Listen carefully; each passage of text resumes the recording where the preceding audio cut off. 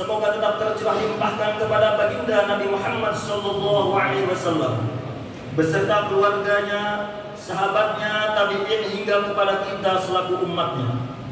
Dan alhamdulillah hingga saat ini kita masih diberi kesempatan untuk merayakan hari raya Idul Adha, yang sehari sebelumnya ada sebuah peristiwa besar yang mengharukan terjadi, yaitu jutaan umat Islam dari berbagai penjuru dunia berkumpul di Padang Arafah untuk menunaikan wukuf sebagai bagian rangkaian ibadah haji.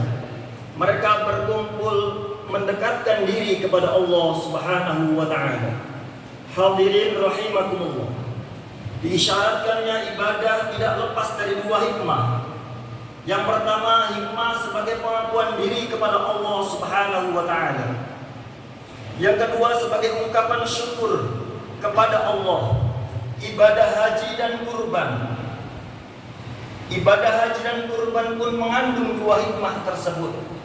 Yang pertama, sebagai wujud pengakuan diri sebagai hamba Allah. Ibadah haji merupakan manifestasi penghambaan serta wahana menampakkan kehinaan diri, seperti halnya yang dapat dirasakan pada saat ihram. Orang berhaji dilarang menghias diri meskipun sebenarnya mampu. Saat ihram, ia dituntut berpenampilan sederhana dan menampakkan perasaan butuh pertolongan Tuhannya. Kemudian yang kedua, sebagai wujud syukur, ibadah haji dan kurban juga merupakan wujud ungkapan terima kasih atas segala nikmat yang Allah berikan. Dengan keduanya, seorang harus mengorbankan dua hal, yaitu tenaga dan hartanya. Dalil diisyaratkannya ibadah haji berpijak pada Al-Quran yang menyatakan walillahi 'alan nasi hajjul baiti man istata'a ilaihi sabila wa man kafara fa innallaha ghaniyyun 'anil 'alamin, yang artinya di antara manusia terhadap Allah adalah melaksanakan ibadah haji ke Baitullah, yaitu bagi orang-orang yang mampu mengadakan perjalanan ke sana.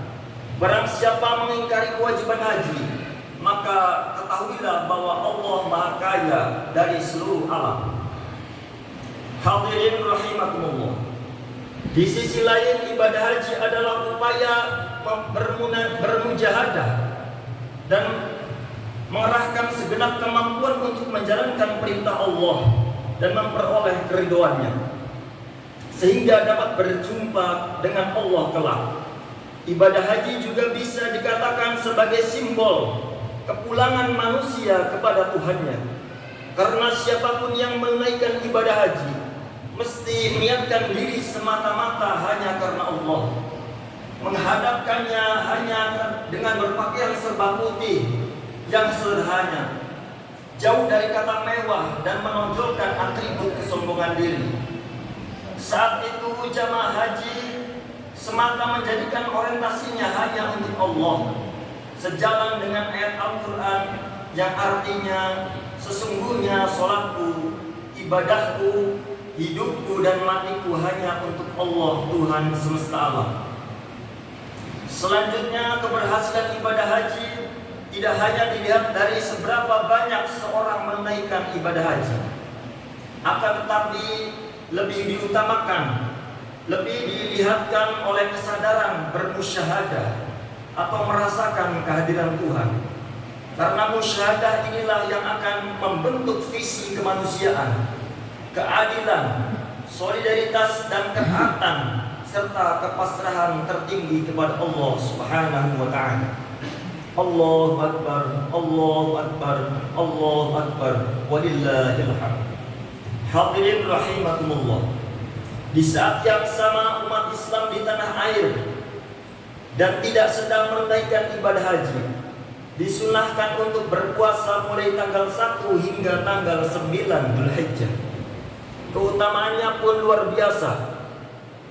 Satu hari berpuasa maka dosa-dosa kita setahun yang lalu dan setahun yang akan datang akan diampuni oleh Allah Subhanahu wa taala. Juga sabda Nabi Muhammad sallallahu alaihi wasallam, "Ma min ayyamin al-'amalu shalih fiha fiha ahabbu ila Allah min hadhil ayyam, yakni ayyamul 'ashr. Artinya tidak ada perbuatan yang lebih disukai Allah daripada perbuatan baik yang dilakukan pada 10 hari pertama bulan Dzulhijjah. Kemudian pada hari tanggal 10 Dzulhijjah yang bertepatan pada hari ini dan 3 hari berikutnya atau yang sering dikenal dengan hari Tasyrik, kita disyaratkan untuk menyembelih hewan kurban sebagai bukti syukur kepada Allah Subhanahu wa taala, sekaligus sebagai wujud ketakwaan, kepasrahan dan pengorbanan di hadapan Sang Pencipta. Selain wujud syukur, berkurban sendiri merupakan konsekuensi dari kepatuhan kita sebagai hamba Allah. Pada hakikatnya, apapun yang Allah perintahkan harus kita tunaikan, meskipun mengorbankan sesuatu yang paling berharga sekalipun. Secara nakli, ibadah kurban didasarkan pada firman Allah Subhanahu wa taala dalam Al-Qur'an, "Fasholli li rabbika wanhar." Artinya, maka salatlah untuk Tuhanmu dan berkurbanlah. Lebih istimewanya, penyembelihan kurban itu diniatkan untuk menyembelih hawa nafsu kebinatangan yang ada dalam diri, guna menghilangkan sifat egois, sifat asosial, rakus, serakah, tamak, serta sifat-sifat tercela lainnya. Selain bentuk merendahkan diri kepada Allah dan wujud syukur kepadanya, berkurban juga merupakan kepedulian, kesalehan sosial, dan berbagi manfaat terhadap sesama demi menjadi pribadi yang baik, sebagaimana yang diamanatkan Rasulullah dalam hadisnya, bahwa sebaik-baik manusia adalah yang paling bermanfaat bagi sesamanya.